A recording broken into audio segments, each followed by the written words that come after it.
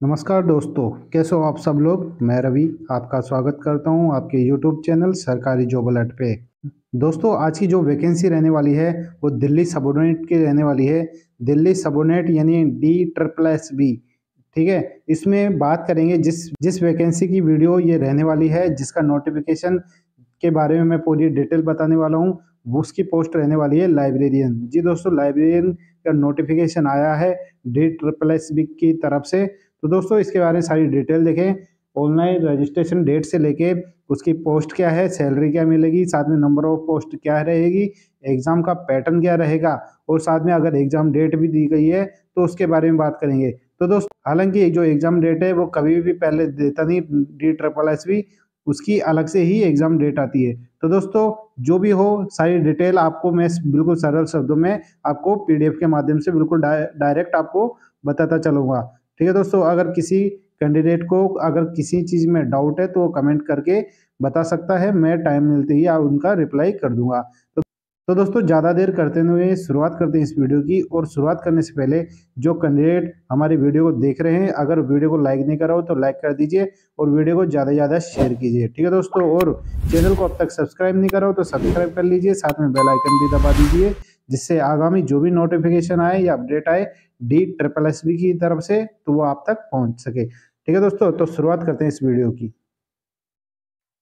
तो दोस्तों, शुरुआत की इस वीडियो में जैसा कि मैंने बोला था कि जो ये वैकेंसी रहने वाली है वो DSSB की तरफ से रहने वाली है और लाइब्रेरियन की रहने वाली है।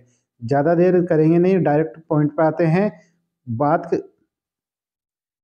बात करेंगे कि फॉर्म आपके कब से स्टार्ट हो रहे हैं। ठीक है दोस्तों, फॉर्म आपके स्टार्ट होंगे 9 जनवरी से लेके 7 फरवरी तक। ठीक है दोस्तों, 9 जनवरी 2025 से स्टार्ट होंगे और 7 फरवरी 2025 तक आपके फॉर्म चलेंगे। इन दौरान आप अगर एलिजिबल हो इस पोस्ट के लिए तो फॉर्म फिल कर सकते हो। ठीक है दोस्तों, जो नोटिफिकेशन निकला था इसका वो निकला था 27/12/2024 को निकल गया था। ठीक है, और फॉर्म अब से स्टार्ट हो चुके हैं। और जो DSSB की तरफ से ये जो एडवर्टाइजमेंट आया है नोटिफिकेशन, वो 2024 का अब तक का नवा नोटिफिकेशन है। ठीक है, इस चीज़ को भी आपको ध्यान में रखना होता है कि साल भर में जो DSSB है उन्होंने अब तक कितने नोटिफिकेशन निकाल चुकी है। ठीक है दोस्तों, अब आगे बढ़ते हैं। आपको जो जानने की जरूरत है उस पर सीधे आते हैं। तो दोस्तों, जो वैकेंसी का कैटेगराइजेशन है वो इस तरह से करा है।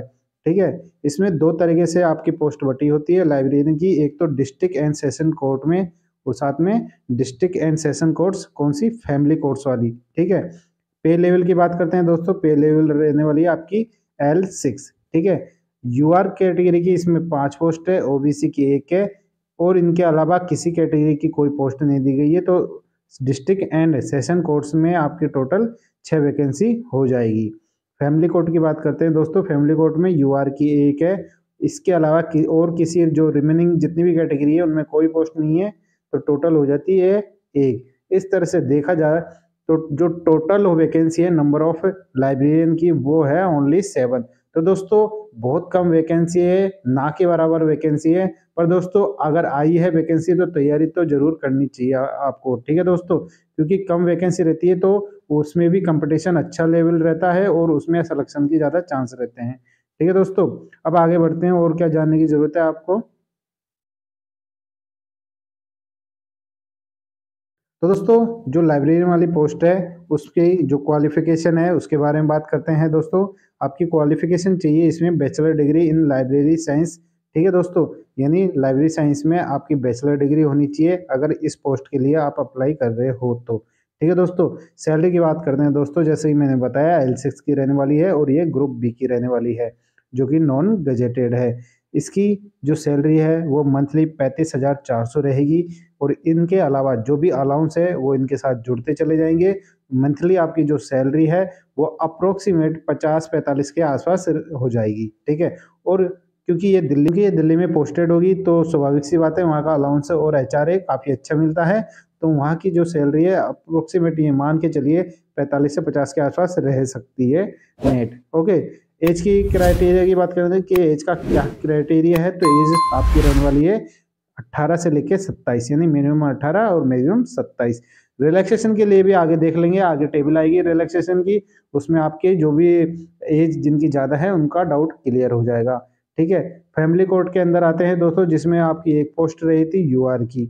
ठीक है। इसके एजुकेशन क्वालिफिकेशन में आई है, तो इसमें भी बैचलर डिग्री चाहिए लाइब्रेरी साइंस के लिए। ठीक है, वही सेम है। डिजायरेबल एसेंशियल कोई कुछ नहीं दी गई है, उसमें भी कुछ नहीं थी। जो पे ग्रेड है वो सेम है, एलसेक ग्रुप डी और नॉन गजेटेड की। ठीक है, एज का क्राइटेरिया भी इसमें सेम दिया हुआ है। ओके, अब आगे आते हैं।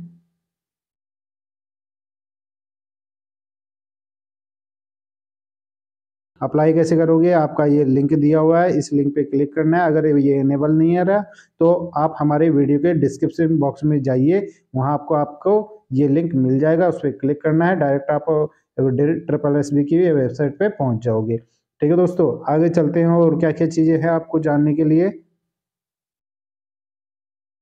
दोस्तों फीस की बात करते हैं कि फीस कितनी रहने वाली है। बात करेंगे SC ST PWD ex serviceman, ठीक है, और साथ में वुमेन कैंडिडेट की। तो दोस्तों इन कैटेगरी में वुमेन कैंडिडेट की बात के अलावा और साथ में जितनी कैटेगरी मैंने बताई है उनके लिए कोई फीस नहीं है, नील है। ठीक है दोस्तों, नील है, कोई फीस नहीं है। इनके अलावा जो भी रिमेनिंग कैटेगरी बचती है उनकी 100 रुपये फीस मात्र है। ठीक है दोस्तों, अब आगे आते हैं। अब आगे देखेंगे कि एग्जाम का जो स्कीम है, पैटर्न है, वो क्या रहने वाला है दोस्तों। सबसे पहले लाइब्रेरियन की बात करते हैं, जो दो कैटेगरी के अंदर बटी हुई थी, एक सेशन कोर्ट और एक फैमिली कोर्ट।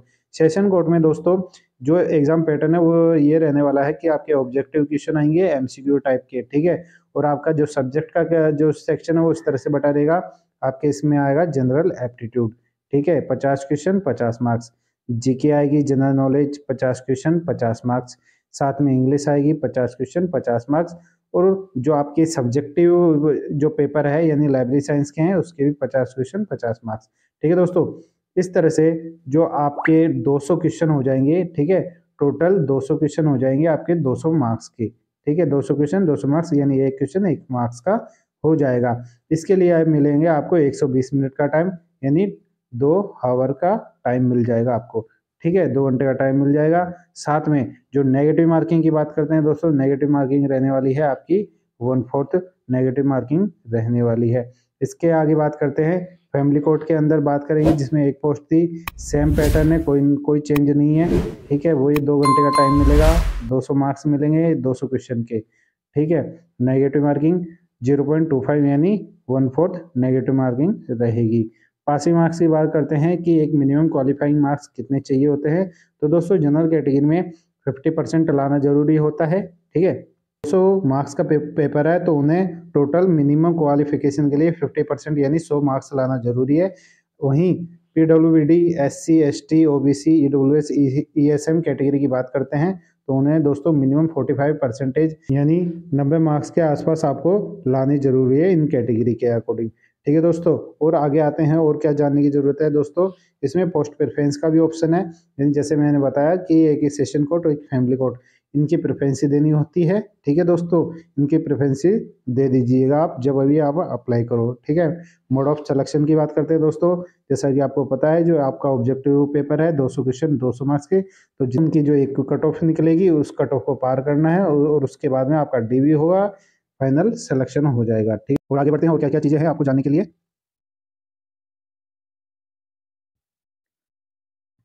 तो दोस्तों एज रिलैक्सेशन की बात करते हैं, जो जिनकी भी एज अभी बढ़ी हुई है और जो वेट कर रहे हैं कि डाउट क्या है एज के रिलेटेड, उनका क्लियर कर देता हूँ। जो दोस्तों SC ST कैंडिडेट की बात करते हैं, जैसे कि मैं बताया मिनिमम 18 और मैक्सिमम 27 की एज दी गई थी, तो जो मैक्सिमम एज है उनमें प्लस कर देंगे यह है 5 साल। ठीक है दोस्तों, वहीं OBC कैंडिडेट 3 साल प्लस कर देना। और PWD में यानी पर्सन विद बेंचमार्क डिसेबिलिटी वाले कैंडिडेट है, उनमें से अगर UR और EWS के हैं तो उन्हें 10 साल की छूट है। SC ST को 15 साल की और OBC को 13 साल की छूट है अगर वो PWBD वाले पर्सन है। ठीक है दोस्तों, अब आगे आते हैं एक्स सर्विसमैन वालों को 3 साल की छूट दी गई है।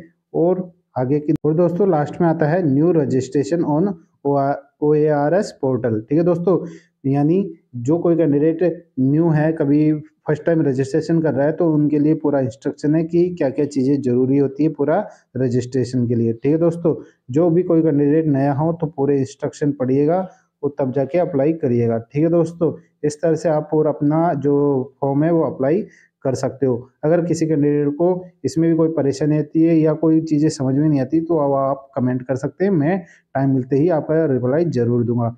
ठीक है दोस्तों, इस तरह से जो DSSS-B की वैकेंसी है लाइब्रेरियन की वो रहने वाली है। इसमें सारी चीज़ें मैंने आपको क्लियर कर दी है।